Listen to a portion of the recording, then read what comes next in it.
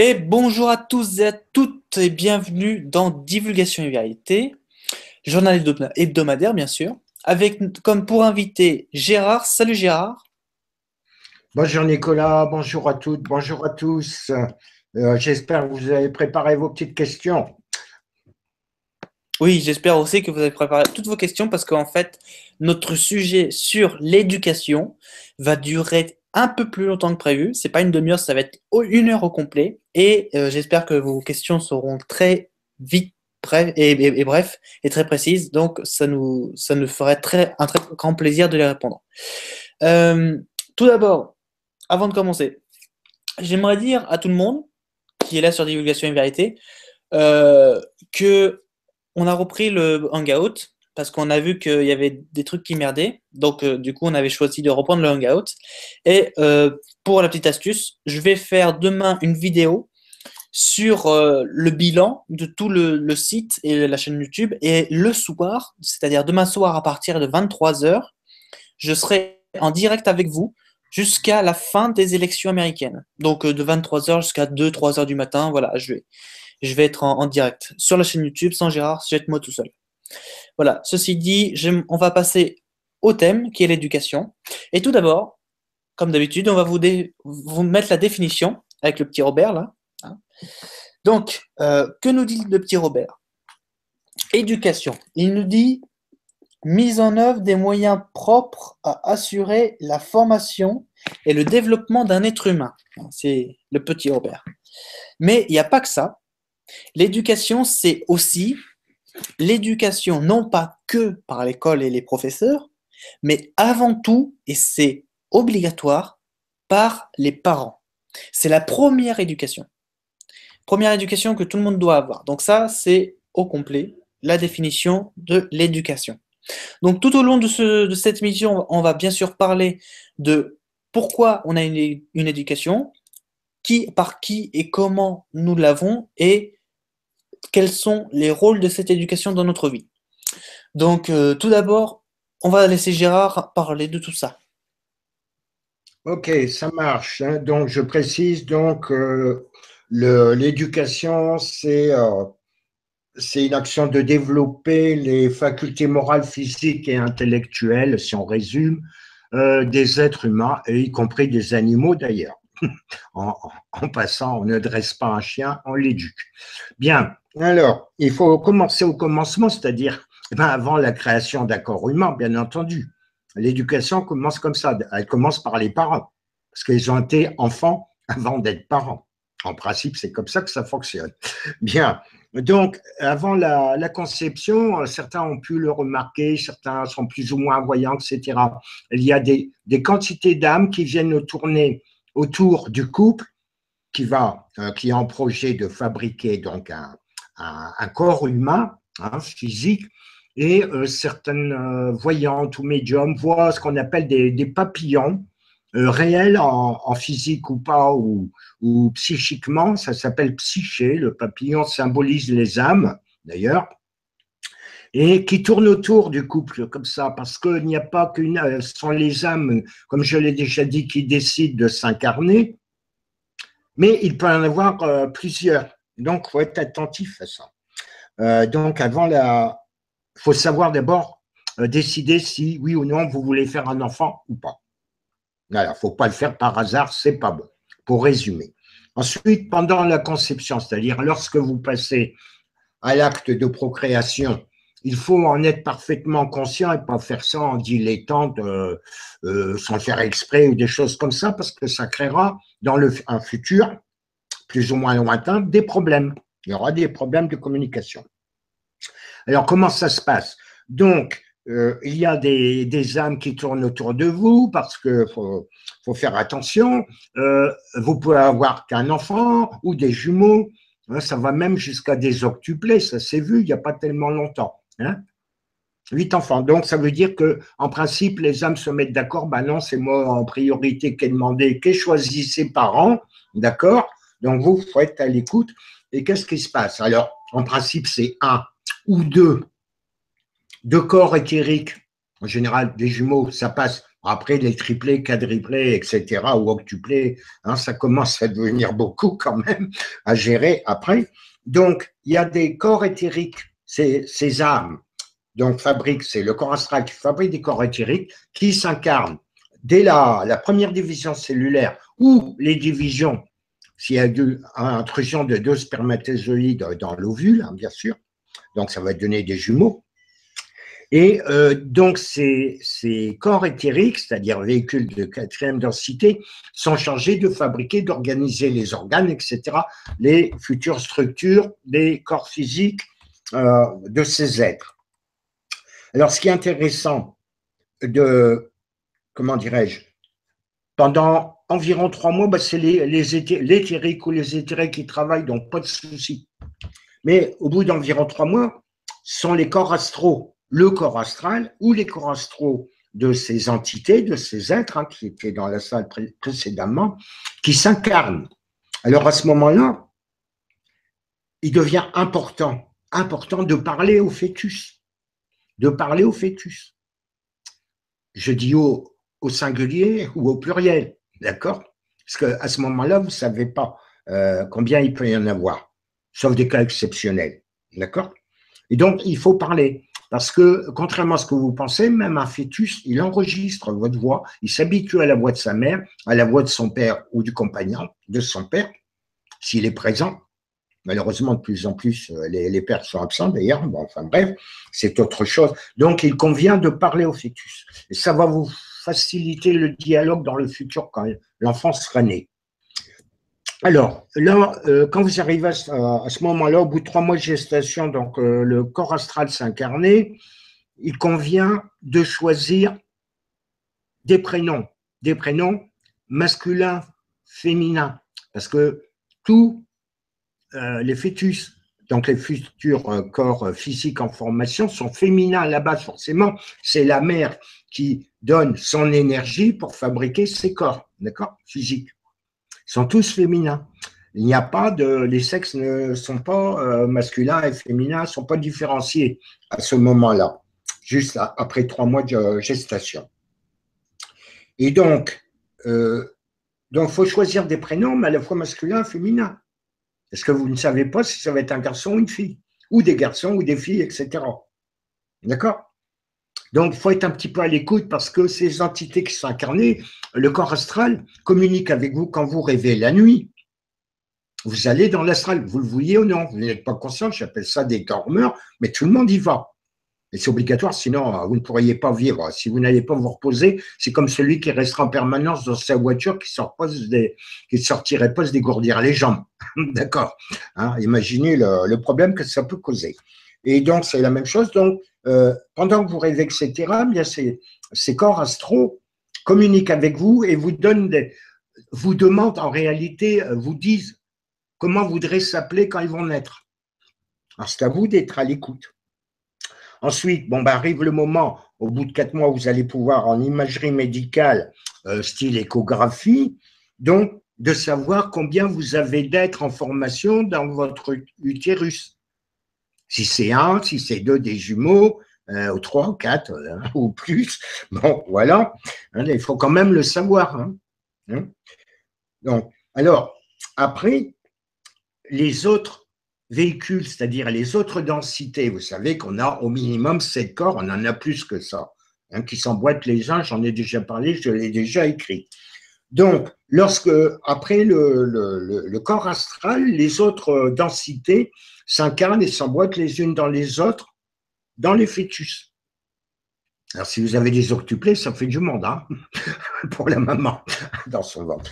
Et donc, quand les autres densités sont incarnées, c'est là que va être déterminé les sexes, vont être déterminés. Si ça va être masculin, féminin, ça va être un garçon ou une fille.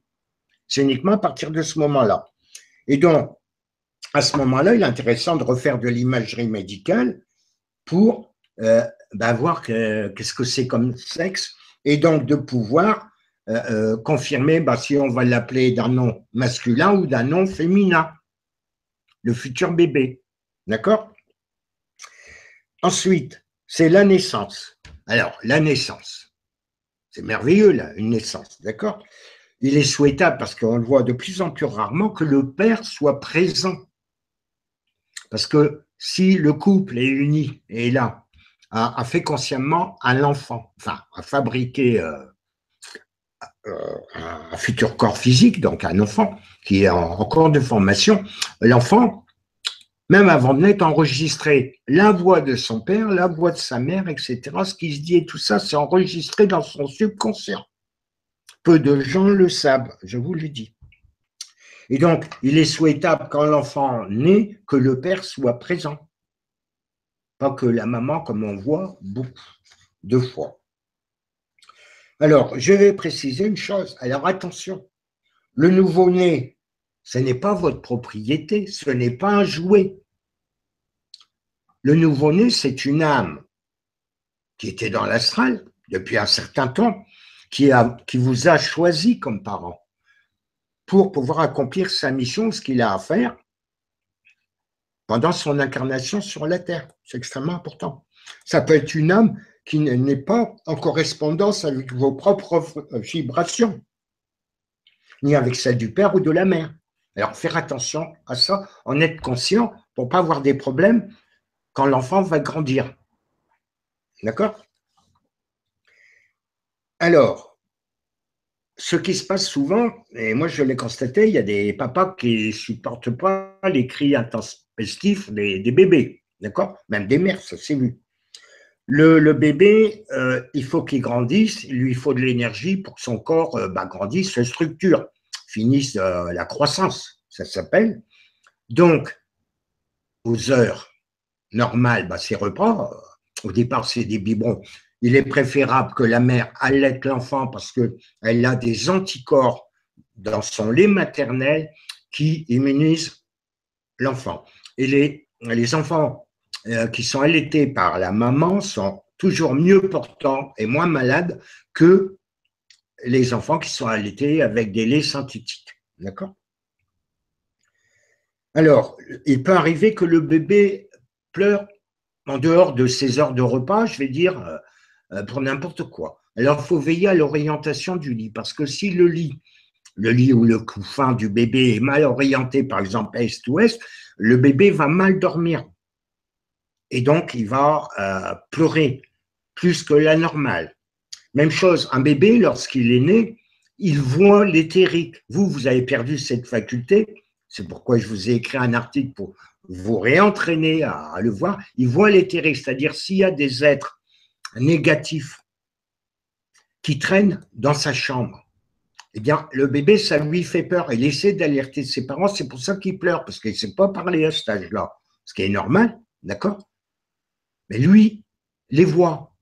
Il voit ce qu'on appelle les larves psychiques du bas astral, il voit l'éthérique, s'il y a des conglomérats psychiques qui traînent dans sa chambre, qui essaient de l'implanter. Je vous rappelle en passant qu'il y a 97% de la population terrienne qui est implantée par des larves psychiques, donc au niveau éthérique, et ça vient des reptiliens, etc., mais ce n'est pas le sujet d'aujourd'hui.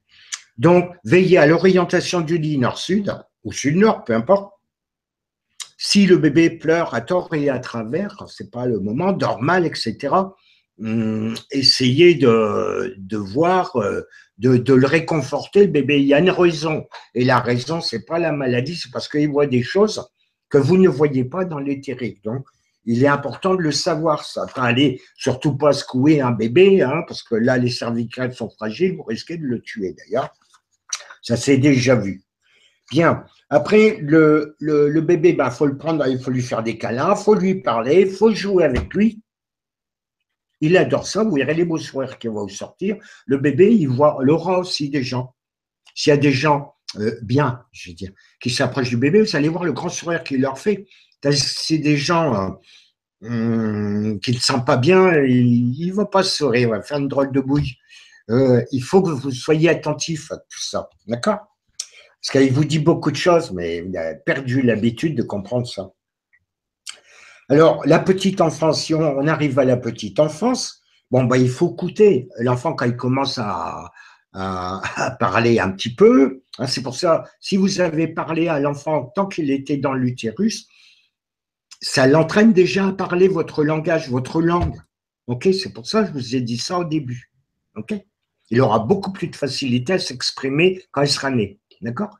Parce qu'il aura enregistré déjà votre façon de parler, celui du père, celui de la maman, etc. Ou des amis ou de la famille qui est autour. D'accord? Alors, donc, la petite enfance, il faut écouter, il faut jouer. Alors, ce qui est important, il ne faut pas mentir aux enfants ni leur imposer n'importe quoi. Il faut simplement les mettre en garde. Parce que si vous leur mentez du genre, le Père Noël, quand ils vont grandir, ils vont savoir que ça n'existe pas. Ils vont dire, tiens, mes parents m'ont menti. Comment voulez-vous? Il y a d'autres choses, hein, Nicolas va nous faire un petit développé là-dessus. Comment voulez-vous que les enfants, quand ils vont grandir, vous croient? Parce que déjà, ils vont se rappeler quand ils étaient tout bambins, vous leur avez menti. Ah il y a le diable qui va venir te manger, ou les lutins, parce que tu n'as pas été sage, et nani. Faut pas faire ça du tout. Faut pas faire ça. Faut pas faire ça. Hein, donc, si tu veux développer un peu, il n'y a pas que le Père Noël, mais bon, il y a quoi? Il y a plein de Oui, trucs. il y a un peu de tout. Il y a le Père Noël, le Père Fouettard, les lutins. Il y a aussi la petite souris. Vous avez plein d'autres choses, mais c'est vrai que, bon, faut l'avouer, le truc de la petite souris, elle est bien faite. Mais encore une fois, il est très très important de dire toujours la vérité. Ne pas mentir à un enfant, sinon il va plus vous faire confiance, ou moins vous faire confiance.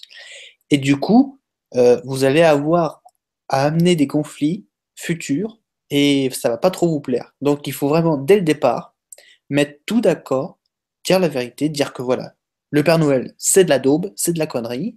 Les lutins, bon, c'est que dans les contes de fées, mais ça reste à voir aujourd'hui.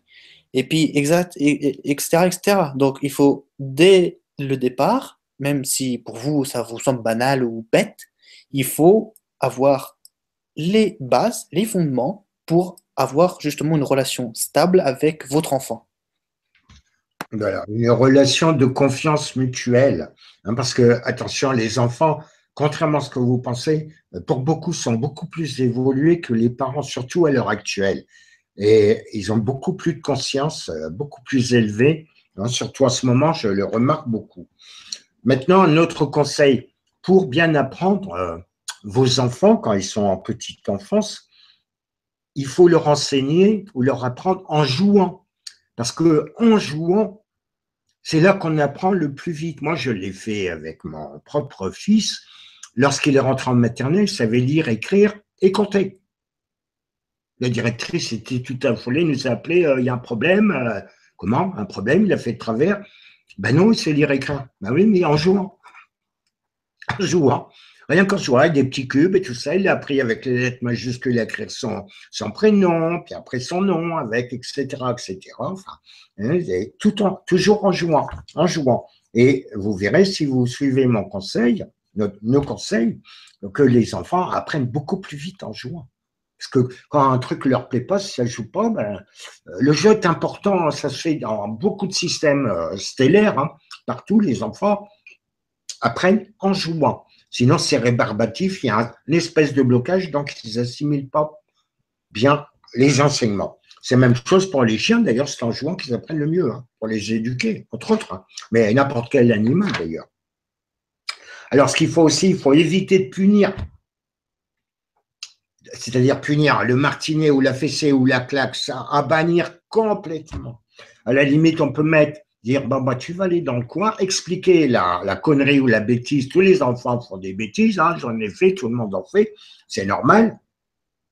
Ça fait partie du jeu, je vais dire. Il faut expliquer l'erreur ou la bêtise que l'enfant a fait, lui expliquer, puis lui dire, maintenant tu vas dans ton coin ou dans ta chambre, tu vas réfléchir, donc méditer, entre guillemets, sur les inconvénients de ce que tu as fait.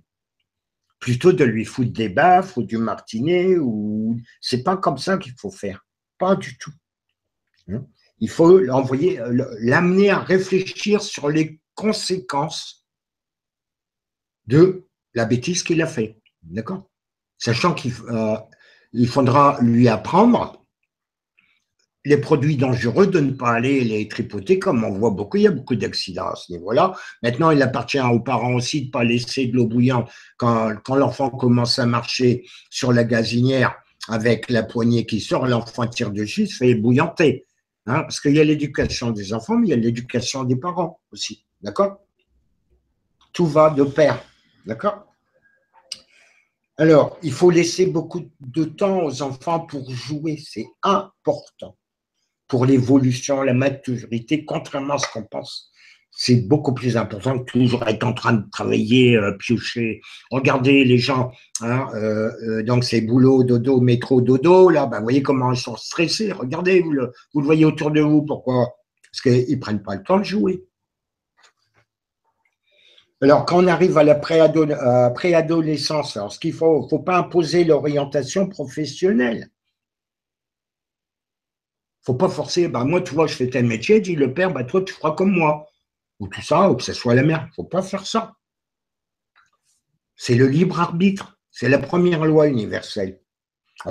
Vous pouvez l'orienter, lui donner des conseils. C'est d'ailleurs, c'est pas seulement on peut, il faut le faire.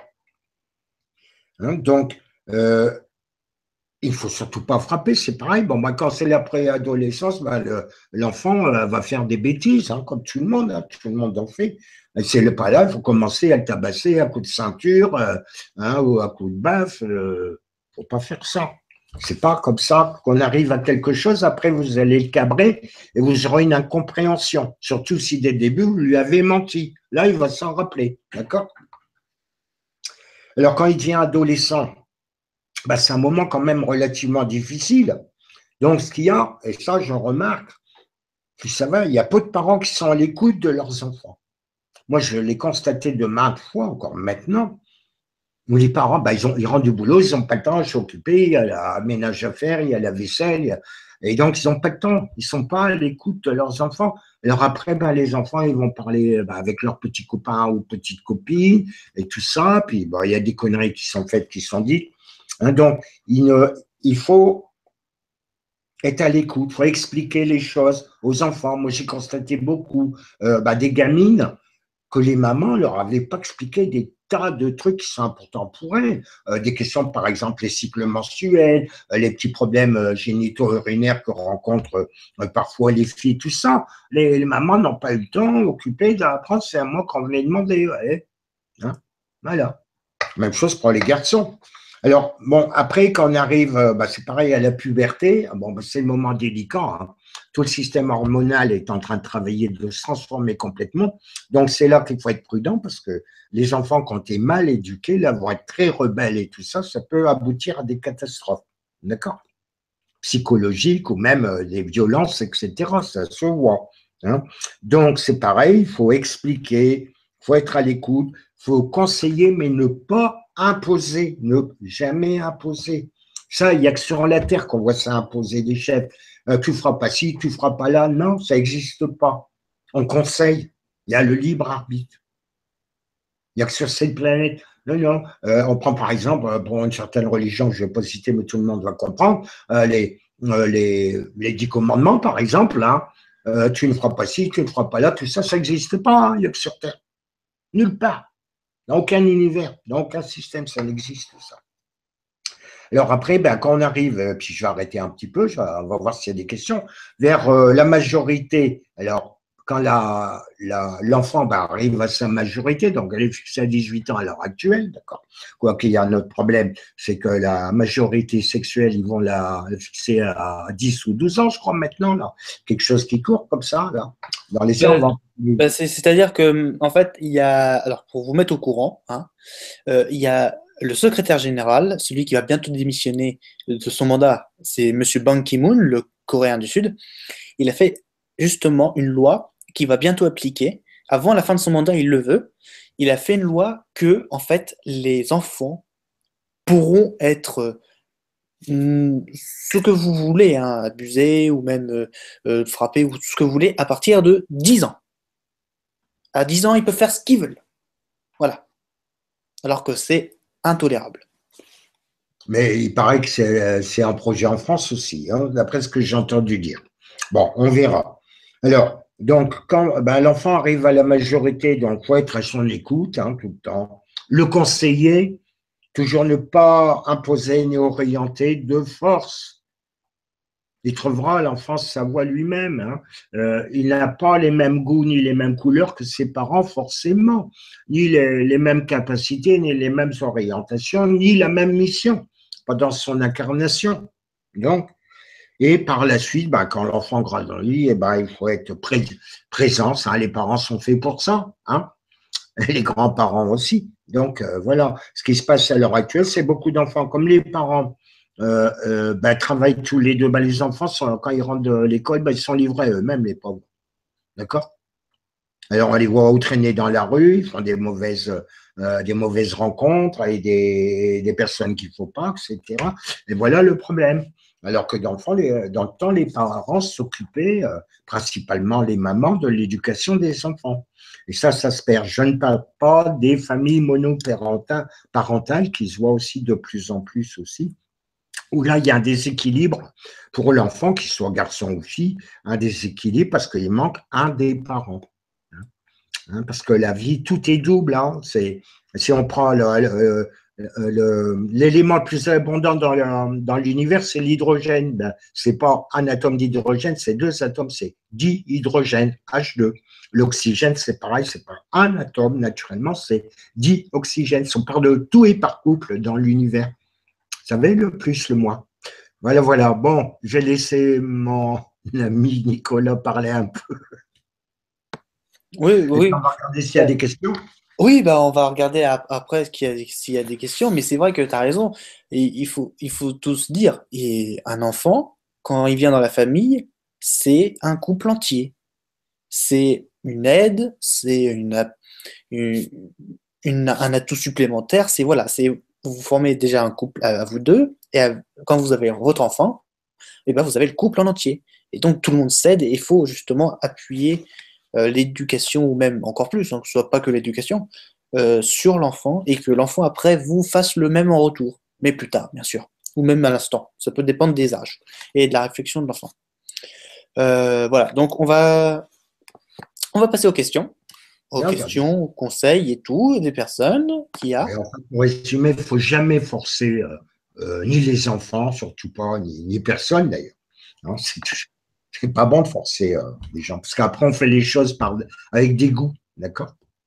Bah, c'est surtout que, euh, comme tout le monde le dira, forcer, c'est aller à l'encontre de l'idée de la personne, et c'est surtout priver de sa liberté. C'est surtout ça en fait. Et donc, nous, quand on veut justement être libre, donc ça va à l'encontre de ce que nous on pense. Donc ça ne va pas. Et Voilà. après, ça débouche sur des problèmes, la compréhension, etc., voire des fugues et ainsi de suite, hein, ou d'autres choses plus graves d'ailleurs. Oui, oui, ça peut déboucher sur plein de choses, hein. Violence, conflit, social, familial.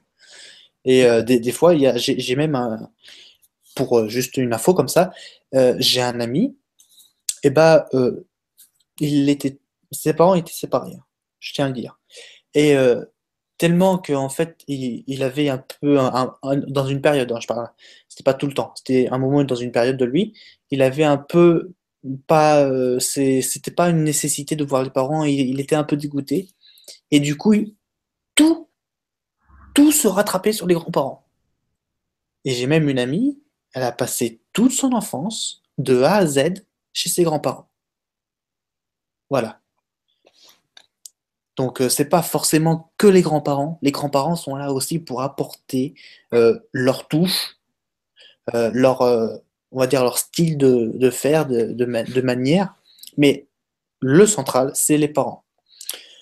Donc là, on va passer justement aux questions, ou même les conseils et réflexions qu'il y a de vous. Alors, tout d'abord, je tiens à vous remercier. Alors, alors, je vais passer bien sûr tous les saluts, tout le monde et tout.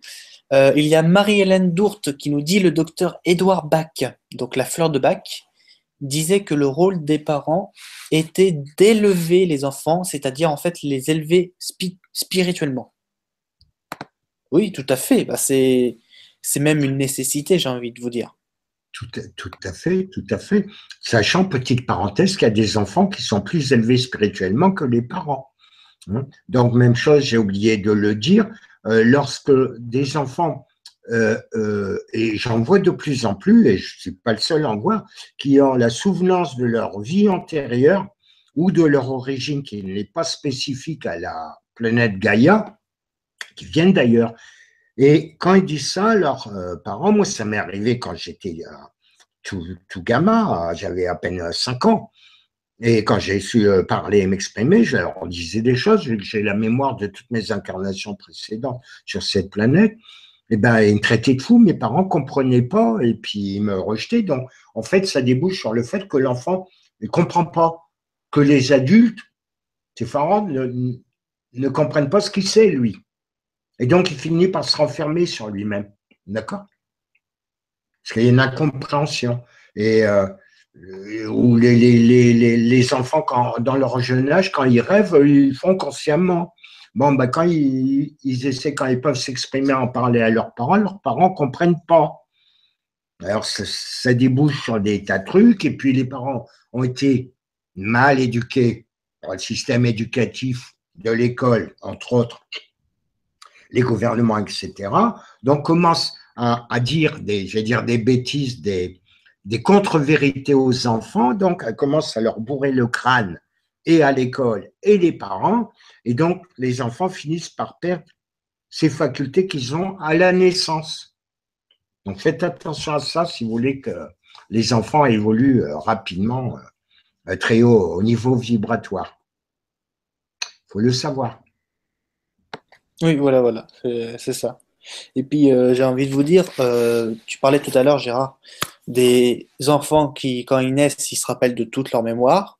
J'ai envie de vous dire, ça a commencé depuis la décennie dernière, dans les alentours de 2007, 2018, 2018, n'importe quoi. 2009, 2007, 2008, ça a commencé très fort en 2009. très fort en 2009, mais les rares débuts ont été en 2007-2008, dont bien sûr en fait l'histoire qui est mythique et puis qui a fait le tour du monde en même pas une année. Et en fait l'histoire d'un enfant, donc c'est un Néo-Zélandais, il est né en Nouvelle-Zélande avec une mère et un père, et justement à l'âge de 5 ans, il se rappelle d'où? Il se rappelait de tout. Alors il disait à sa mère, voilà, avant de vous connaître, j'ai été dans une famille qui était en Angleterre. Bon, ça va, en gros, c'était la même langue, ils pouvaient se comprendre.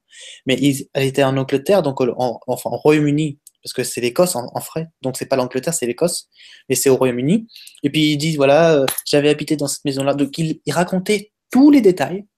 La maman, avec de la chance, eh ben, elle est très ouverte, elle a été très ouverte, la mère. Et donc, qu'est-ce qu'elle a fait? Eh ben, elle a invité l'enfant à aller jusque son lieu où il disait et racontait tout le temps à sa mère, c'est-à-dire en Écosse. Donc, toute la famille a été en Écosse. Et après, quand l'enfant a vu sa maison, tout de suite, la réaction, ça a été un peu comme une peur, un gêne, parce qu'en fait, ce qu'il disait, c'était vrai et il l'a vu devant lui. Et puis après, bon, bah, bien sûr, il n'a plus, il est resté en Nouvelle-Zélande, il est plus revenu. Donc, voilà, c'est pour vous dire qu'en fait, c'est pas rare, c'est maintenant courant même, Tout, tout à cette fait, il y en histoire. a de plus en plus, je le vois tous les jours. Alors, de plus en plus de gens qui commencent à se rappeler de qui ils sont réellement, ben ça c'est normal, c'est normal. Le problème qu'il y a, c'est que, eh bien, malheureusement pour vous, on vous a maintenu, tous les gouvernements, les pouvoirs, etc., y compris à l'école, on vous a maintenu dans l'ignorance, on vous a raconté principalement que des conneries, des contre-vérités, on vous les a bourrés dans le crâne. Et on essaie encore de continuer, alors que des gens comme moi, comme nous et d'autres, hein, on n'est pas les seuls, on fait le contraire pour essayer de vous réapprendre ce qu'on vous a toujours caché, justement pour vous empêcher d'évoluer normalement. Voilà, parce que vous êtes très puissant, et vos ennemis le savent très bien. Ils n'ont qu'une seule peur, c'est que vous retrouviez vos connaissances, vos pouvoirs, votre savoir, et parce que là, ils sont finis. Donc, ils ont une trouille bleue de ça. Voilà, voilà. Alors, les questions d'autres? Oui, oui, bien sûr, il y a d'autres. Alors, très intéressante, c'est pas une question, c'est en fait une phrase bien construite, mais très intéressante de Alert Moller. qui nous dit s'il ne faut pas mentir aux enfants, est-ce qu'il faut supprimer les contes justement pour enfants? Par exemple, Le Petit Chaperon Rouge, Pierre le Loup, etc., etc. Non, il Alors, faut pas. Oui, oui, merci. Alors justement, j'allais dire en fait, non, il faut pas complètement tout supprimer parce qu'il y a certains contes qui servent de morale. voilà, il y a une vérité qui est cachée dans le conte. Et par contre, après, quand l'enfant, ben, il a lu ou appris ce conte, il faut lui expliquer, ben, si les parents le peuvent aussi, le sens caché qu'il y a. Hein, parce qu'il y a beaucoup de contes, etc., qui a un sens qui n'est pas évident d'entrer, mais comme le disait Nicolas, il y a une morale, il y a une éducation, en fait, dans ce conte qui n'est pas fait pour rien. C'est pas. Il y a beaucoup de textes comme ça. À première vue, bon, c'est banal, on lit comme ça, mais quand on y réfléchit un petit peu plus, on se rend compte que ça veut dire bien des choses très importantes. Donc non, donc je réponds non à la question. Il ne faut pas supprimer tous les contes, etc. Même les faits, il y en existe de moins en moins. Malheureusement, ça existe encore. Ça, ce ne sont pas des mensonges, mais malheureusement, il y en a de moins en moins. Voilà, comme les lutins, les élémentaires ou élémentaux, ça existe encore. Mais tous ces êtres, ben, malheureusement, avec la pollution et tout le machin, comportement des humains, ils se cachent. Et puis, il y en a de moins en moins, malheureusement. Mais ça reviendra, espérons-le. Voilà, et puis surtout, j'ai envie de vous dire, parce que moi, personnellement, j'ai eu la chance d'avoir une éducation comme ça, et j'ai eu la chance à l'école aussi d'avoir une éducation. Euh, j'ai appris à mes 7-8 ans à peu près, 7-8 ans, ça arrive toujours à cette période-là. Je commençais, et je vous reconseille à tout le monde, tous les parents, tous les enfants, je reconseille à tout le monde de lire les fables de La Fontaine. C'est quelque chose, mais en quelques phrases, c'est une poésie très sympathique. Mais en quelques phrases, par exemple, on va prendre la fable de la grenouille qui voit plus gros que son ventre et pour manger le bœuf. Ouais, qui veut se faire plus Euh, grosse que le bœuf. voilà, c'est une très belle morale. Franchement, je vous invite à lire des contes comme ça, des fables ou des trucs comme ça vous Alors, apprend. un corbeau, la Voilà, cigale, la fourmi, le rat des villes, le rat des champs ou encore plein d'autres. Franchement, c'est super génial. la cigogne et c'est pas la belette ou le renard. Hein. Hmm. Le belette, le renard, la cigue, le corbeau et je sais pas quoi là. Oui, ce sont des caricatures des comportements humains de gens mal éduqués, je vais dire, voilà, pour Voilà, résumer. Mais ça en dit long, en fait, sous forme de fable. voilà. Donc, très intéressant ton commentaire, Arlette. Alex Nielsen nous pose une question, mais avant une petite phrase. Alex Nielsen qui nous dit: Aujourd'hui, dans certaines familles, les parents sont gênés lorsqu'il faut aborder les sujets comme les menstruations ou les rapports sexuels et tout ça. Oui, alors justement, tu as raison, parce qu'en en fait, ils sont très gênés, vu qu'en fait, on n'est pas dans une société où il n'y a rien qui est tabou. Nous sommes dans une société où justement il y a des choses qui sont tabous. Et donc, ça fait un peu comme gêner les gens de parler de sexe, de parler de menstruation, comme tu dis, ou même plein d'autres. Alors, c'est vrai que quand on aborde, si on fait à la rigolade, le sujet du sexe, ça c'est le plus courant. Hop, tout le monde rigole et tout. Mais quand on y va vraiment dans le sérieux, souvent les gens, ils sont là. Non, non, on va pas en parler, c'est pas le truc et tout. Non, non, non. Voilà, s'ils se mettent des barrières, alors que justement, ils devraient pas, parce que c'est l'éducation même de ce que après eux ils vont faire pour avoir un enfant. Voilà. Tout à fait, tout à fait. Et moi, je l'ai constaté, comme je le disais un petit peu, je l'ai évoqué tout à l'heure, beaucoup, bah, des filles notamment, que les mamans n'ont rien expliqué, les cycles mensuels, d'ovulation, etc. C'est à moi que poser les questions parce que les mamans, même elles-mêmes, ne savaient pas bien comment ça fonctionne, alors que c'est relativement simple. Les problèmes de contraception, etc., les problèmes que rencontrent bah, les filles avec des petites pertes, hein, je ne vais pas rentrer dans les détails, soit blanc, brune ou autre, même sur les problèmes de ce qui est appelé les règles et tout ça, ben, il y a beaucoup d'adolescentes, moi j'en ai constaté, qui ne sont pas au courant de tout ça. Pour les garçons, c'est d'autres problèmes pareils. Hein. les parents, le père n'en parle pas de comment devraient se passer les rapports sexuels. Et c'est pour ça qu'après, ben, vous avez lorsqu'il y a des rapports sexuels, ils sont très mal faits. Il n'y a pas de communion. Il y a toujours l'un qui va prendre l'autre. Alors, c'est pas comme ça que ça devrait se faire.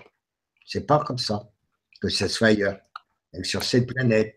Oui, et puis Ah, bah, parce que c'est pas expliqué, mais c'est pas vraiment de la faute des parents, parce qu'on leur a dit ça, c'est tabou, faut pas parler de ça, nana, ça se fait pas, hein, ce sont des convenances, des peurs du camp, dira-t-on, et puis ben, on est timide parce qu'on a été mal soi-même éduqué par ses propres parents qui l'ont été aussi mal éduqués.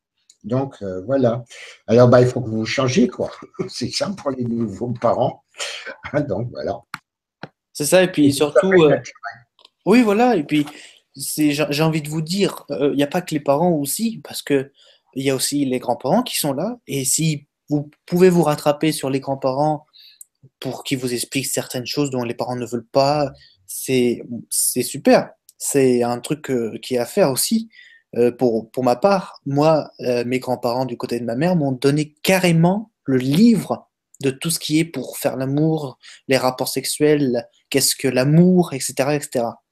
Donc c'est pas un truc où on se dit voilà, c'est chiant à en parler, moi je veux pas en parler, c'est un peu intime et tout. Non, pas du tout. C'est de la société parce que justement, quand vous allez pas en parler, plus que vous n'avez pas en parler, plus que justement euh, votre enfant quand il va avoir une fille ou quand il va avoir un garçon, ça dépend de son orientation sexuelle, hein, et bah comme déjà, il va le faire mal et puis des fois ça va coincer. Ça va coincer tout simplement. Et puis après, bon, bah, c'est l'hôpital et vous savez la suite. Et donc, il est très important d'aborder ça pour qu'il soit le plus à l'aise possible et que ce soit super. Attention, je tiens tout de même à dire, d'accord, qu'aujourd'hui, c'est la grande mode, hein. Même cette décennie-là, c'est la grande mode. Justement, je tiens à prévenir les parents et les enfants surtout qu'il ne faut pas regarder le porno. C'est un délit, c'est carrément un dénigrement du couple, de l'amour. Ça n'a rien à voir avec la société. C'est Tout juste à là fait. pour Rien vous. à voir avec une relation sexuelle saine.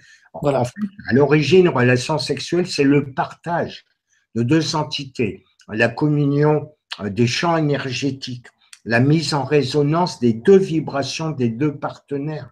C'est ça, c'est un échange. C'est pas l'un qui va prendre l'autre, etc. C'est pas ça. Ça doit être un échange, un échange. Malheureusement, c'est pas enseigné ça.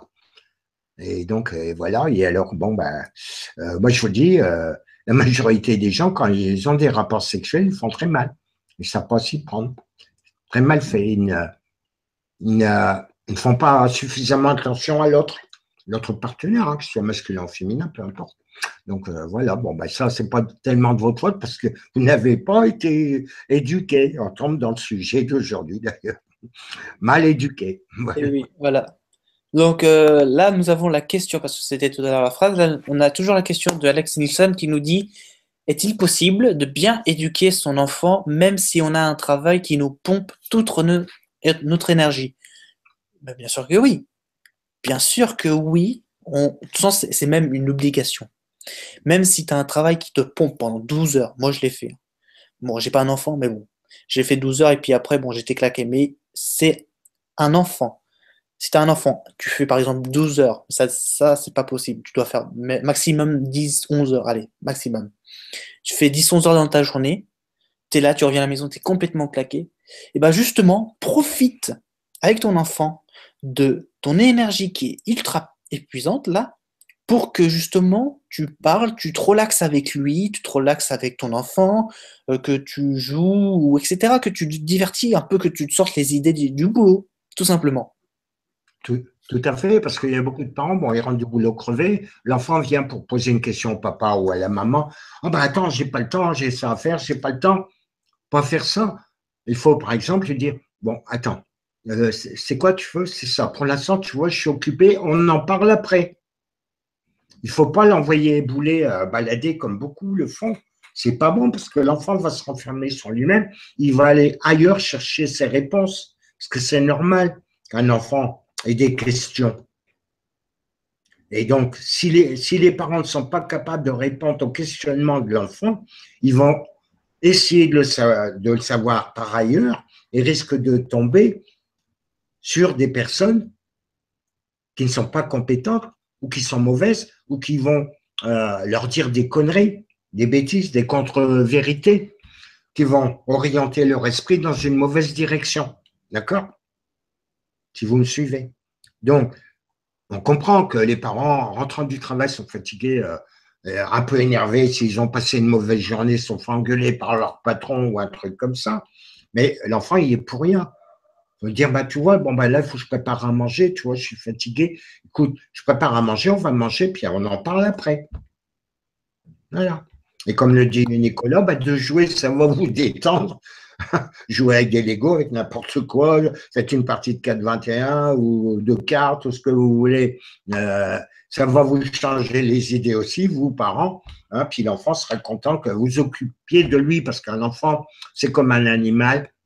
Hein, vous l'avez été aussi. Il aime bien qu'on s'occupe de lui, parce que sinon, il se pose des questions de savoir à quoi il sert, quoi. À la limite, ok? Et donc, il a tendance à se renfermer, puis d'aller voir ailleurs des gens qui seront à son écoute, puis qui pourront répondre à ces questions. Voilà. Hein, donc, y a-t-il d'autres questions? Oui, bien sûr. Alors, nous avons une question de Meule Lulu qui, bah, déjà, nous souhaite le bonjour, donc salut. En tout cas, on force tous les enfants à aller à l'école, mais y a-t-il un autre moyen que l'école pour pouvoir avoir un diplôme et un emploi plus tard? Bien Tout sûr. à fait. L'école n'est pas obligatoire, c'est l'éducation qui l'est. Regardez les textes de loi, je ne vais pas vous les citer, mais l'école, en réalité, n'est pas obligatoire. Ceux qui le pensent, c'est une connerie qu'on vous a fait croire. Légalement, ce n'est pas obligatoire, c'est l'éducation qui est obligatoire. Il y a pas mal de parents, enfin pas mal, pas la majorité bien sûr, malheureusement, beaucoup de parents qui éduquent eux-mêmes leurs enfants. Alors de temps en temps, l'éducation nationale, c'est-à-dire l'État, vous envoie un inspecteur qui va prendre rendez-vous, venir chez vous, puis il va interroger l'enfant pour voir où il en est au niveau connaissance. Sachant qu'entre parenthèses, si on parle de l'histoire, on peut tout jeter pratiquement à la poubelle, hein, les livres d'histoire, parce qu'à l'école, on vous apprend des conneries, hein, même en physique, etc., dans pas mal de domaines. Hein, tout ça est à revoir copieusement, parce que là, on vous bourre le crâne de vraies conneries. Et donc, mais non, donc vous avez le droit légalement d'éduquer vous-même et d'enseigner à vos enfants. Ça se fait. Il y a pas mal de personnes, il y en a que je connais très bien, qui le font. Et simplement, l'éducation nationale, donc le gouvernement va venir vérifier que l'enfant n'est pas analphabète, hein, bien sûr, ce qui est un peu normal, on va dire. Mais ça, vous avez le droit. Voilà, une autre technique. D'ailleurs, ce sera plus ample. Bon, il y a des planètes maintenant dans d'autres systèmes solaires, sur d'autres planètes dans le système solaire aussi, où les enfants, quand ils arrivent les parents s'en occupent jusqu'à un certain âge, et après, ils sont confiés à, c'est pas un établissement spécialisé comme un collège, tout ça, comme sur la planète Gaïa, sont des sages qui vont s'occuper de l'enfant et qui vont lui enseigner des vérités et l'aider à évoluer, parce que le but, en principe, c'est pas de gagner des sous et de faire des gros tas de magots dans tous les coins, ça sert à rien, c'est complètement inutile. D'ailleurs, ça va disparaître sur cette planète, j'espère bientôt pour vous, mais d'évoluer. Hein, le but, c'est d'évoluer, d'augmenter votre niveau vibratoire. Et donc, les enfants, dans pas mal de planètes et d'autres systèmes stellaires dans cette galaxie, sont confiés à des sages, jeunes ou vieux, hein, parce que l'âge, encore, c'est le temps n'existant pas de la façon dont vous le percevez, donc ça n'existe pas en réalité. Et donc, ils vont enseigner, donc éduquer les enfants. Mais ils peuvent voir leurs parents quand ils veulent, etc. Il n'y a aucun souci. Ils ne sont pas dans des, vous pourriez penser, des genres de pensionnats ou de maisons spécialisées, tout ça. Non, non, pas du tout. Ça n'a rien à voir. Hein. Rien à voir. Mais là, les enfants sont éduqués par des gens qui sont compétents, qui sont très évolués, qui sont très compétents. Et donc, qui arrivent à connaître les caractéristiques, les possibilités de l'enfant ses désirs, ce pourquoi il a été fabriqué, je veux dire entre guillemets, parce qu'il n'y a pas qu'en troisième densité, bien sûr, physique, hein, je vous le signale tout de suite. Et donc, il est à même de l'aider, de le conseiller, de l'orienter vers ce pourquoi il est fait, ce qu'il préfère, ce qu'il aime le plus, si bien que ça aboutit sur question de travail, comme vous le connaissez, cette planète, ça n'existe pas. Les gens ne travaillent pas, ils ne traînent pas pendant 8 heures ou 7 heures ou 6 heures, peu importe, ou plus, hein, pour certains.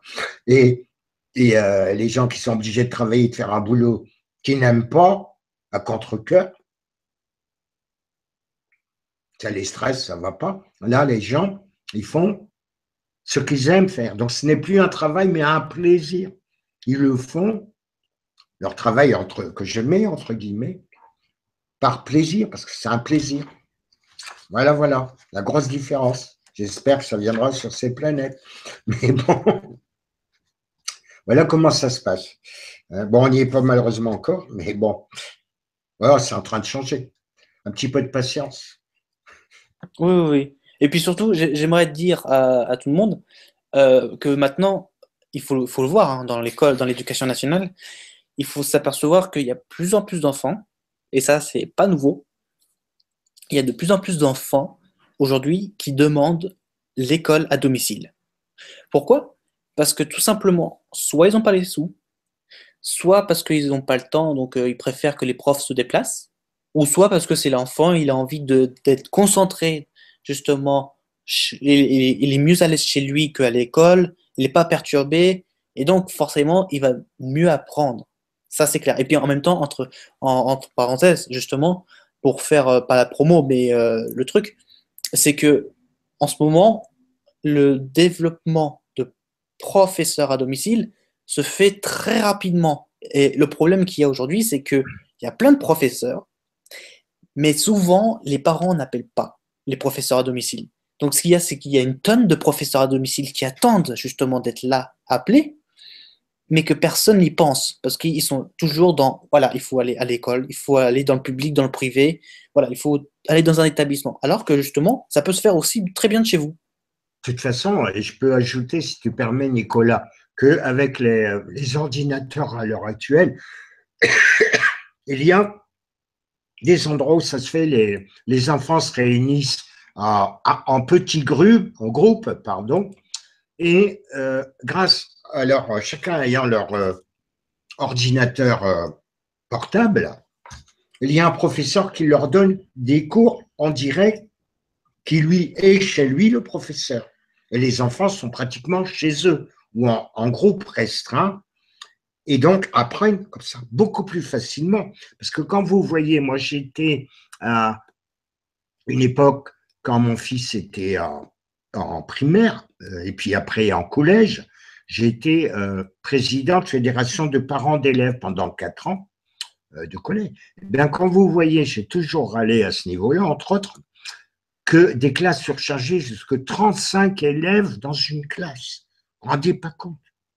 Avec les différences de, je vais dire, c'est pas péjoratif, de QI ou de faculté ou de rapidité d'assimilation des enseignements, c'est ingérable, même pour le professeur.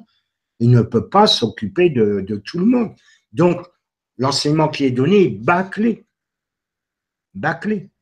C'est-à-dire que quand vous êtes en groupe restreint, le professeur, que ce soit en télé-enseignement grâce à l'informatique ou en présence physique en petit comité, il peut s'occuper de tout le monde, de tous les enfants, de tous les élèves. Et ils apprennent mieux, revenir si nécessaire sur des explications, alors qu'il ne peut pas le faire quand il a des classes de 30 ou 35 élèves. D'accord? Mais de toute sens, c'est très bien dit. Et la plupart des professeurs le disent. Il le faut, au maximum dans une classe, il ne faut pas plus de 20 élèves. Exactement. Ingérable, Exact. sinon c'est ingérable. Pourquoi? Parce que tu as toujours un con qui va perturber l'autre, ou alors tu auras des gens bah, qui vont pas forcément avoir, comme le dit Gérard, l'assimilation et la rapidité de l'enseignement et de la compréhension. Donc tu en as qui vont ralentir les autres, mais c'est pas volontaire, hein, c'est normal, c'est eux. Et t'en as bien sûr qui vont chahuter, ou d'autres qui vont s'emmerder, donc ils vont dormir, etc. Donc il faut avoir maximum dans les écoles, et tous les profs le disent, 20 élèves. Moi, je n'ai pas arrêté de le dire en conseil d'administration, mais c'est imposé par l'éducation nationale. Hein, ça. Donc voilà, parce qu'après, s'il n'y a pas de quota d'élèves, par exemple, dans un collège, on coupe les vivres, hein, les subventions. OK? Donc ça fonctionne comme ça. Il faut le savoir. C'est pour Moi, ça, j'étais- c'est pour ça notamment, excuse-moi Gérard, c'est pour ça notamment que je disais, il faut développer les professeurs à domicile. Parce que de plus en plus, en ce moment, et il n'y a pas que forcément parce qu'il y a moins d'élèves ou que ce soit, moi, je sais, j'ai une école à côté qui va bientôt fermer. Pourquoi? Parce qu'en fait, les communes fusionnent. Il y a des fusionnements de communes en ce moment. Il y a des fusions d'écoles. Il y a d'autres écoles, forcément, ça arrivait même avant la politique européenne. Hein. Il y a des écoles qui ont fermé parce qu'il y a une autre école d'un autre village qui est à côté a littéralement fait un grand école et tout, une sorte d'université pour les enfants qui étaient à la primaire. Et donc, ils sont aptes à accueillir plus d'élèves, etc. Ce qui est en soi mauvais, parce que plus vous avez peu d'élèves, plus vous avez l'importance d'avoir l'intention des élèves. L'intention. Et c'est très important. C'est pour ça que je dis qu'il faut vraiment développer les professeurs à domicile. C'est très important. Oui, ou par télétravail, télérenseignement, hein, comme ça se fait sur certaines planètes dans le système solaire, d'ailleurs, qui Voilà. sont habitées en passant. Petite info. Voilà. Donc, on va passer à la question suivante de Evelyne Angélie, qui a réussi d'ailleurs à avoir le direct. Hein. Merci à tous vous, à vous qui vous l'avez aidé. Euh, Quand on donne une éducation bienveillante et dans la connaissance de qui nous sommes réellement, comment lutter contre une société qui cache à nos enfants la réalité? Bah, en fait, tout simplement, en fait, on vient de le dire, mais on va te le redire quand même. Tout simplement, il faut que, en fait, les parents le disent. Voilà. Vas-y, tu vois. Oui, oui, il faut leur dire la vérité, ce que c'est, il faut leur expliquer qu'on leur cache et leur citer des exemples. C'est flagrant, il y en a plein des contre-vérités qu'on leur inculque dans les écoles. Hein. Ça, il n'y a pas de souci que ça soit en histoire, etc.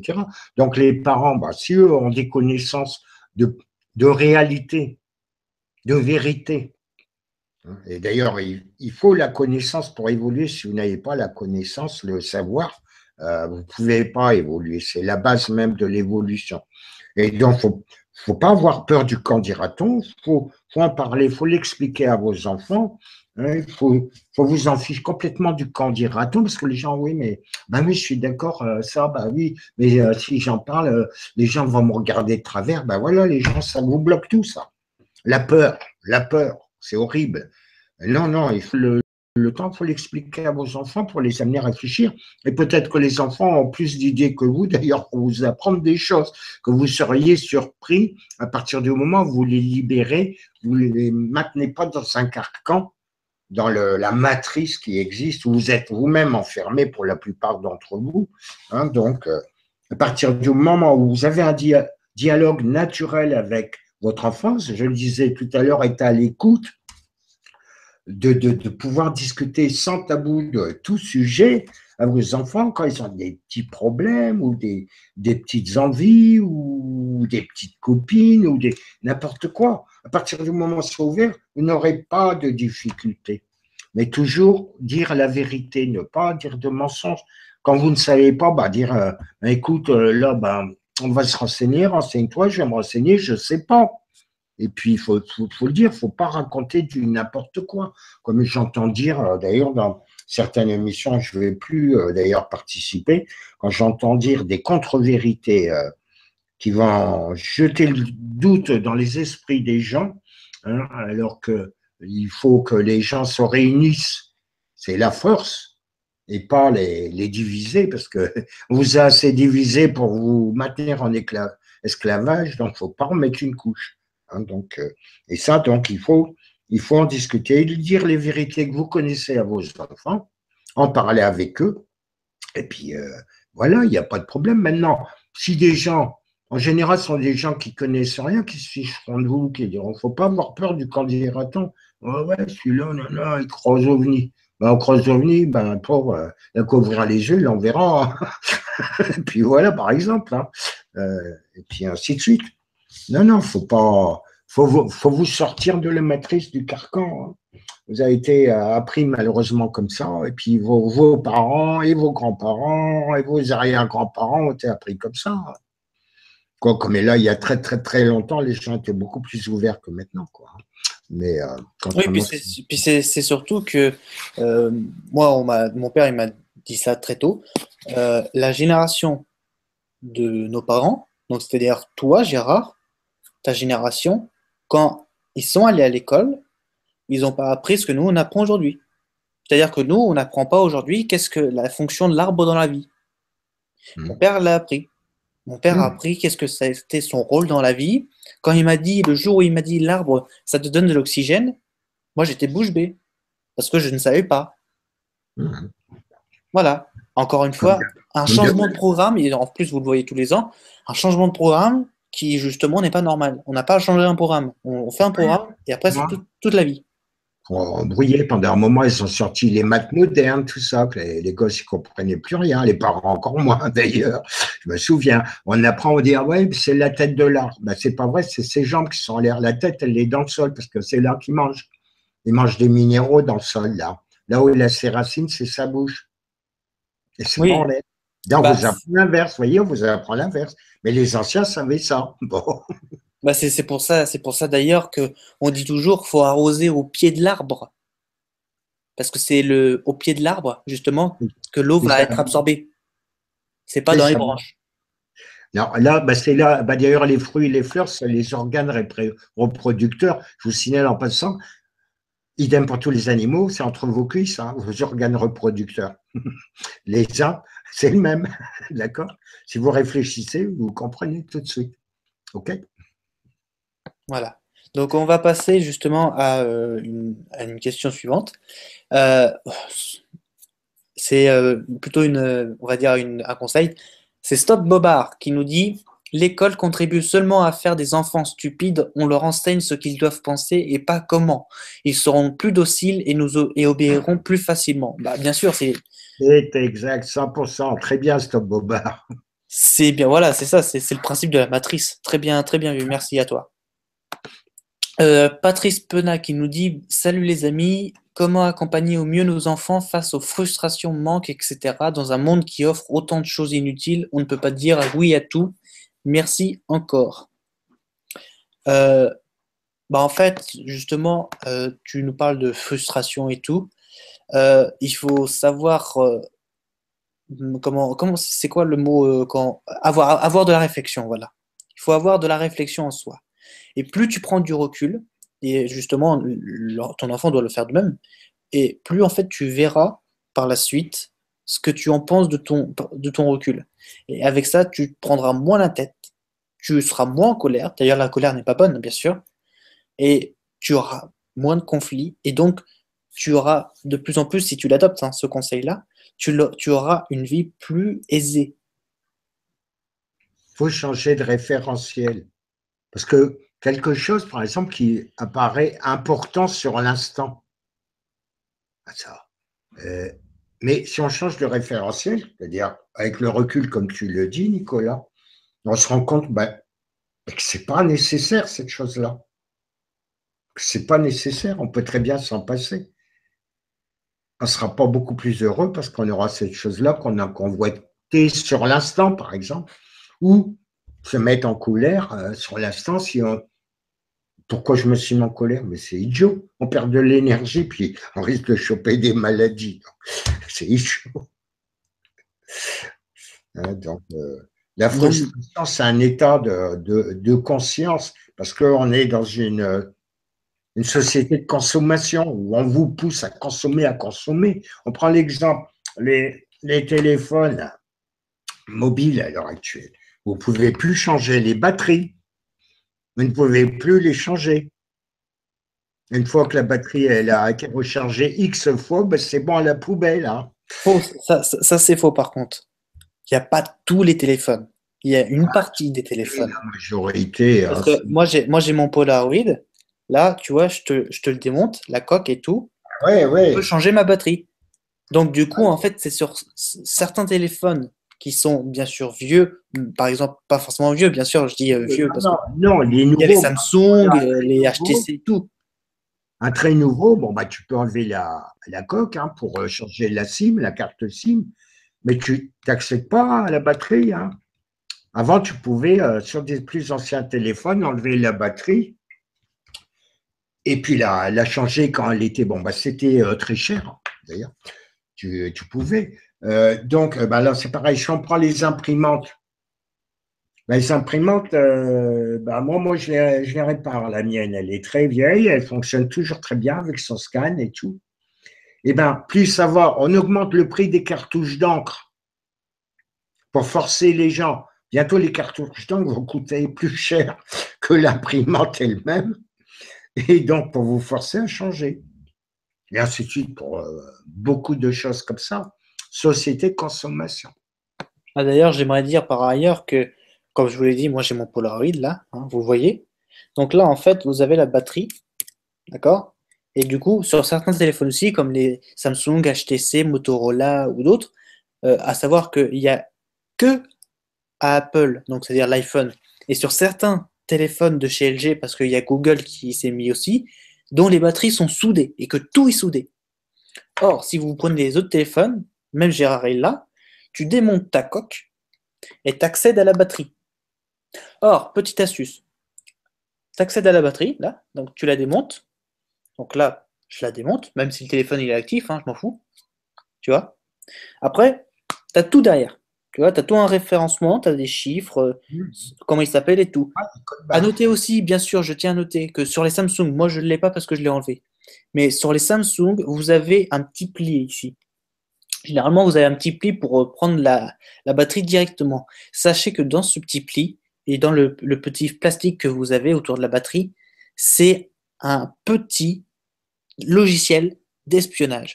Donc en gros, avec ce truc-là, même si vous avez plus de carte SIM, vous avez éteint votre téléphone, tant que la batterie elle est dans votre main, même si elle est comme ça dans ma main là, eh ben, ils vous cherchent, ils vous localisent, ils savent où vous êtes.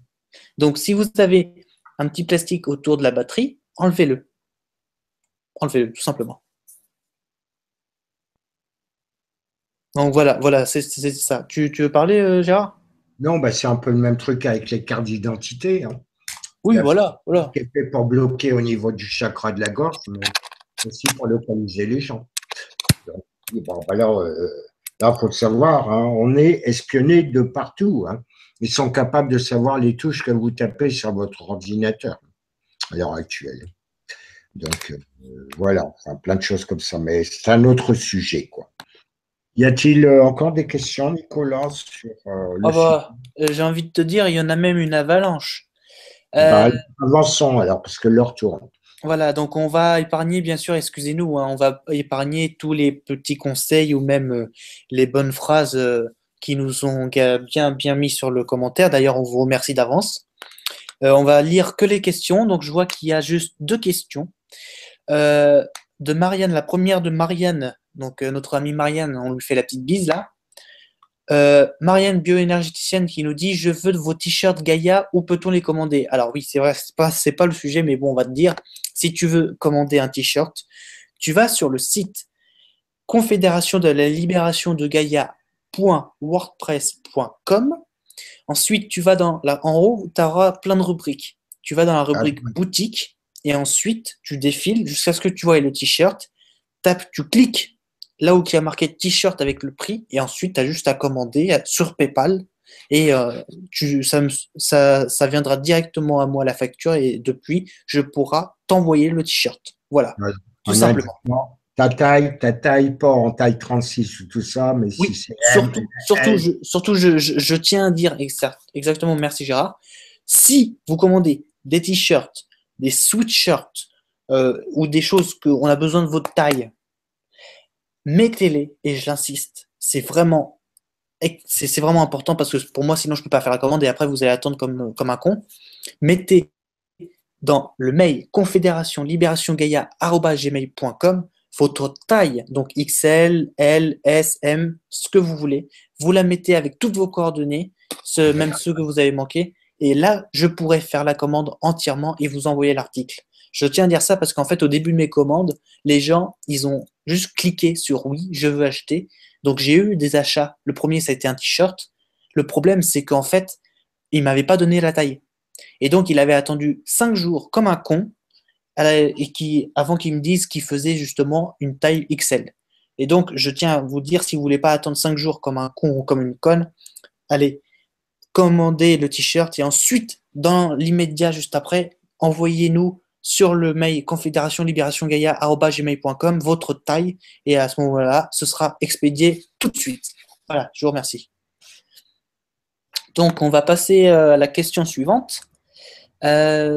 J'ai du mal à comprendre le fait que nous sommes maintenant maintenus en esclavage. Pouvez-vous développer? Très intéressant de Mel Lulu.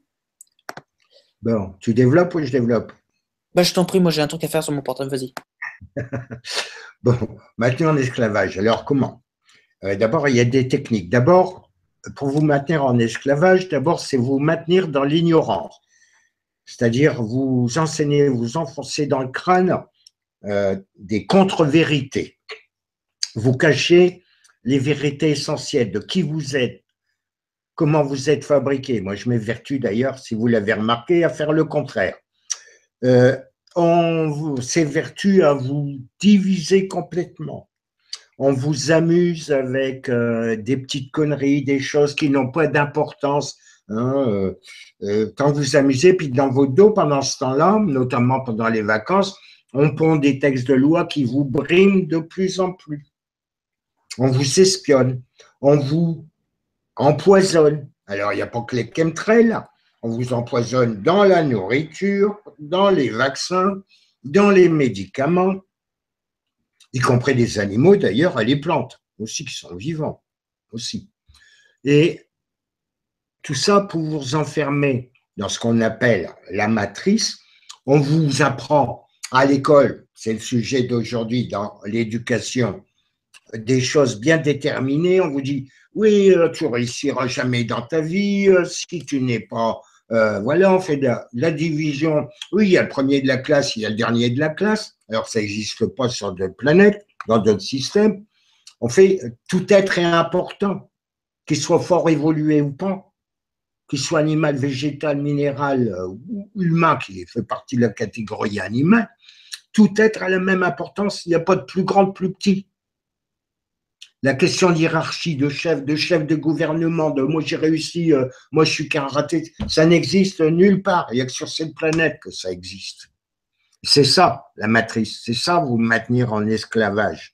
Seulement, ils sont aperçus, ceux qui vous maintiennent en esclavage, parce que rassurez-vous, les chefs de gouvernement, si on prend en France, Hollande, Valls et compagnie, enfin, je ne vais pas tous les citer, j'ai horreur de la politique, c'est de la merde. Et donc, Nicolas rigole parce qu'il sait bien ce que j'en pense. Et donc, ces gens-là ne sont que des marionnettes. En réalité, ce ne sont pas eux qui commandent. Là, encore une forme d'esclavage, c'est l'argent. C'est la seule planète dans la galaxie, dans le système solaire, dans la galaxie, dans les univers où l'argent existe. La seule. Parce que c'est quelque chose d'extrêmement pratique pour vous manipuler, pour vous maintenir en esclavage. Or, ils sont aperçus que les gens se réveillent de plus en plus. Ceux qui gouvernent en réalité, et ils en ont une truc bleue parce qu'ils connaissent vos véritables pouvoirs, même s'ils sont évertués depuis des milliers d'années à vous faire en sorte de vous cacher la vérité pour que vous oubliez vos véritables pouvoirs. Et donc, ils ont trouvé comme astuce d'essayer de provoquer des guerres, hein, la chair à canon. Ils essaient d'ailleurs, ils n'y arriveront pas d'ailleurs, de provoquer une troisième guerre mondiale atomique, c'est là pour tuer le plus de gens possible. Non seulement content de les empoisonner par tous les moyens possibles, d'accord, mais également d'en tuer le plus possible pour ramener la population de la planète Terre. À l'heure actuelle, on est un peu plus de 7 milliards 400 millions sur la planète, aujourd'hui, un petit peu plus là. Et de les ramener à 500 millions. Plus facile à contrôler parce qu'ils ont besoin de vous pour travailler pour eux. Mais dans l'objectif de vous remplacer par des machines, c'est-à-dire de finir par éliminer tous les humains, cette planète, les êtres vivants humains, y compris les animaux d'ailleurs, y compris aussi les végétaux. D'ailleurs, ils commencent. Déforestation. D'accord? Tout ça, c'est de l'esclavage. On vous fait croire ceci et cela. On vous raconte des conneries sur les autres planètes. On vous fait croire que sur Vénus, on ne peut pas y vivre parce qu'il pleut de l'acide sulfurique. C'est pas vrai. On vous fait croire que sur Mars, on ne peut pas respirer. C'est une planète, c'est un désert. C'est pour que le sol est rouge. C'est pas vrai. Il n'y a pas d'oxygène. C'est pas vrai. Vous êtes les seuls dans l'univers à. Bon, on commence à dire, il y a peut-être des gens qui habitent ailleurs. Ouais, peut-être. On cherche des vies, vous savez, des microbes. Petit à petit, on vous dit des conneries comme ça. On vous fait croire, ah ben autour d'une étoile, il y a des zones habitables parce qu'ailleurs, on ne peut pas vivre. Ben, je vous signale sur Charon, qui est le compagnon de Pluton, qui est une planète double, il y a du monde qui habite. Les lunes de Jupiter, je les visite quasiment toutes les nuits. Il y a du monde qui habite, pas toutes, mais beaucoup. Sur Vénus, il y a deux civilisations qui habitent. Tout ça, on vous le cache. On vous le cache. Oui, puis si j'ai envie de te dire, pour te complémenter là-dessus, Gérard, il serait con de vous dire que vous êtes les seuls dans l'univers. C'est pas Non, possible, c'est pas possible. Parce que déjà, sur Terre, vous avez deux civilisations, l'humain et les Yétis. Parce que on dit toujours Yétis, le fameux légende mythique, mais c'est vrai, c'est réel. Ils vivent dans l'Himalaya, mais seulement il faut pas les embêter, d'accord? Et ce serait con aussi de dire que sur la surface de la Terre, on est les seuls. Parce que si vous mettez les gens qui sont dans les grottes, donc c'est-à-dire dans l'intra-terre, hein, et ben, il y en a, il y a des gens, comme les poissons. Il n'y a pas qu'à la surface. Que si vous allez 300 mètres, hein, il n'y a pas juste que des requins, des pieuvres et tout. Si vous allez à 1000 mètres ou un peu plus, vous allez avoir piranhas et même des grosses bestioles, des gros calamars géants. Bah parce qu'ils sont mieux en profondeur. Et bah c'est pareil pour les autres. Ils sont mieux en profondeur ou ils sont mieux adaptés sur d'autres planètes, etc. Voilà. bien sûr. Si on prend les dauphins, ils viennent d'un autre système stellaire, entre parenthèses. Par exemple, vous prenez le maïs, c'est pas originaire de cette planète. Hein, et vous ne trouverez pas de maïs à l'état sauvage, ni de bananier à l'état sauvage. Ça n'existe pas, ça a été amené d'autres systèmes. Et donc, voilà, il y a des gens qui sont payés, je ne sais pas s'ils sont payés, mais je le soupçonne grandement, pour sortir des âneries. Là, ils traînent en ce moment des histoires de terre plate. La terre serait plate. Alors, ça me fait bien rigoler. Il y en a qui essaient de démontrer ça, seulement ils sont incapables de fournir des données scientifiques très précises, c'est-à-dire altitude exacte, etc., localisation exacte du lancement de certains engins et tout ça, qui me permettrait, et d'autres comme moi, de calculer aisément, de démontrer que c'est complètement idiot. J'en sais quelque chose. D'autres, ah ben maintenant, ah ben il y en a d'autres, j'ai participé malheureusement à une émission où j'ai failli pas me fâcher parce que je me fâche pas. Maintenant, les planètes, elles sont creuses, au milieu, il y a un soleil. D'accord. Alors, un pseudo-explication pseudo-scientifique démontrant comment se forment les planètes et tout ça, complètement à côté de la plaque. D'ailleurs, je ne veux plus participer si ça continue parce que tout ça, c'est pour jeter le doute dans l'esprit des gens pour les diviser. Donc, il y a ça. Ah, moi, je suis partisan de la Terre plate. D'accord? Moi, non. Et hop, on divise. Moi, je suis partisan de la Terre creuse. Moi, non. On divise, etc. Il y en a même des théories qui vont sortir la Lune est plate. Maintenant, c'est un satellite, c'est creux, ça c'est vrai, c'est un satellite artificiel. Euh, la Terre, elle n'est pas creuse, ni aucune planète. Simplement, il y a des grottes naturelles énormes et immenses. Il y en a d'autres qui ont été creusées artificiellement avec des technologies plasma qui permettent de vaporiser la roche directement et qui recouvrent les parois, donc il n'y a pas de fer d'armature, de tubes, etc. Il y en a d'autres qui sont creusés avec des tunneliers énormes, bien sûr. Donc ça, c'est vrai. La Terre n'est pas creuse avec un soleil central, ça ne marche pas comme ça dans l'univers. Pas du tout, pas du tout. Hein, il y a des gens qui sortent des âneries que je me retiens de leur poser la question, mais pourquoi tu t'envoles pas de la planète là, à sortir les âneries? Les planètes sont creuses parce qu'elles tournent sur elles-mêmes. Bon, d'accord. Complètement à côté de la plaque, mais enfin, je ne cite pas de nom. Mais alors moi, je ne vais plus participer parce que je ne peux pas cautionner des âneries comme ça, parce que c'est diviser les gens. Et puis, déjà, quand on leur en a foutu plein la tête des conneries, c'est pas la peine de rajouter une couche de certains qui se croient illuminés ou je sais pas quoi. Enfin bref. Bon, voilà. Mais j'arrête là-dessus. Parce que Oui, c'est alors justement, Gérard, là, on va, justement, parce que j'avoue, il est très tard, je suis en train de regarder l'heure tout à l'heure, on va répondre à la dernière question qui est sur les puces et les cartes d'identité, et puis après, justement, on va clore le sujet et puis l'émission. Donc, désolé pour les autres questions, on va répondre bien sûr, mais après. s'il y en a d'autres, ouais. Voilà. Donc, on va répondre à la question sur la carte d'identité qui nous dit, en fait, c'est Mademoiselle Lulu qui nous dit, je ressens un nœud au niveau de la gorge depuis plusieurs années. Est-ce que ça a un lien avec la fameuse carte d'identité? C'est Exactement. C'est possible, très possible, hein. Il suffit de lui donner un coup de cutter sur ça a la grosseur d'un petit poids au recto de la carte, derrière, au verso. C'est au niveau du chakra, c'est un petit truc blanc. Si on passe le doigt ensemble, ça fait une petite bosse. Un coup de cutter, une petite aiguille très fine, on gratte un peu la poudre blanche qu'il y a. Ce sont des nanites, hein, nanotechnologies. Et puis, on replatine machin, puis c'est bon, ça marchera plus. Je serais plus embêté. Voilà. Donc, bon, c'est con, c'est con parce que j'ai pas tout de suite la carte d'identité, mais si vous voyez dans d'autres vidéos, vous verrez ma carte d'identité est complètement déchirée. Moi, je l'ai passé au micron, je l'ai cuté façon Ouais, et tout le bazar. Donc, après, c'est un comme petit vous coup voulez. de Il y a cutter, plusieurs procédures, hein. un petit coup de cutter, hop, et puis un petit grattage avec une fine aiguille, puis c'est bon. Ça marche plus. Voilà. Mais ça peut être une cause, effectivement. Oui, oui, bien Maintenant, sûr. il peut y avoir une cause du développement de l'ouverture de ce chakra, celui de la gorge aussi, hein. Attention. Parce que plus ça va, les gens sont en train d'évoluer de plus en plus. Et les chakras sont, pour ceux qui n'étaient pas ouverts, sont en train de s'ouvrir ou de s'activer, hein. Donc, attention. Voilà. Mais il est probable que ça a été fait intentionnellement, que cette histoire sur la carte d'identité, ça interfère, hein, c'est fait exprès, quoi, comme beaucoup d'autres choses d'ailleurs. Mm. Comme les harpes, dont on a déjà fait des émissions là-dessus. Hein, les harpes, il y en a même qui sont cachées dans les enseignes de certains grands magasins, etc., ou certains restaurants. Je ne citerai pas de nom, je ne veux pas faire de pub. Mais donc voilà. D'accord, ok, bah voilà. Donc, encore une fois, désolé à tous ceux qui ont posé des questions juste après la carte d'identité.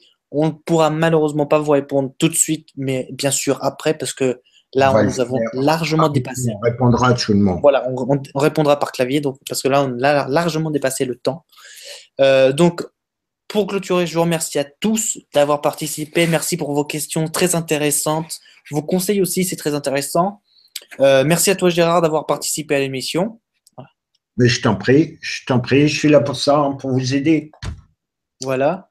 Et puis surtout, je tiens à faire une petite promo pour la boutique. Actuellement, dans la boutique, si vous allez sur le site de la Confédération de la Libération de Gaïa, dans la rubrique boutique, on a fait une promo spéciale Noël. Donc ça va durer jusqu'au 25 décembre. Une promo spéciale Noël où vous avez une peluche, donc c'est un nounours, avec le t-shirt où il y a marqué dessus le logo de la Confédération comme à Gérard, bien sûr. Vas-y, voilà, montre en Gérard, on parle, parle un peu. Voilà. J'ai enlevé le pentacle. Voilà. Donc, c'est ce logo-là que vous avez sur le petit t-shirt de la peluche. Et c'est une promo qu'on fait jusqu'au 25 décembre. Voilà. Sur ce, je vous remercie à tous. On se dit lundi prochain, deuxième jour de la semaine, de 18h à 19h. On aura une invitée spéciale qui va venir avec nous. Et bien sûr, le sujet, ça sera la Kundalini. La Kundalini, vous avez été nombreux à nous la demander, donc on vous la fera. L'émission sur la Kundalini avec une invitée spéciale qu'on vous réserve. Voilà. Donc encore merci à tous et à toutes. Passez une très bonne soirée. Pour ceux qui n'ont pas encore mangé ou qui sont en train de manger, un très bon appétit. Et pour vous dire à lundi prochain. Et surtout, bonne soirée et bon visionnage. Merci à vous. Salut! Au revoir tout le monde.